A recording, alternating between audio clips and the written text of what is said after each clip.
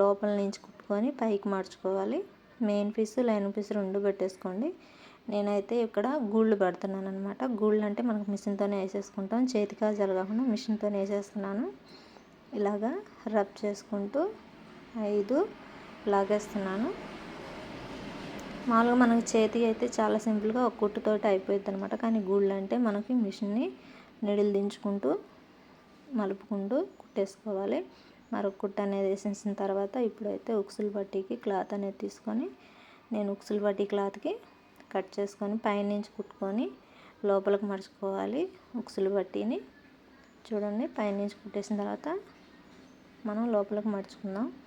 ఇలాగా లోపలికి మడుచుకొని కుట్టు అనేది నీట్గా చూసుకొని లాక్కోవాలి. ఇట్లా రెండు సమానంగా ఉన్నాయా లేదని ఒకసారి చూసుకొని బ్యాక్ పార్ట్ని ఫ్రంట్ పార్ట్కి అటాచ్ చేసేసుకోవాలి.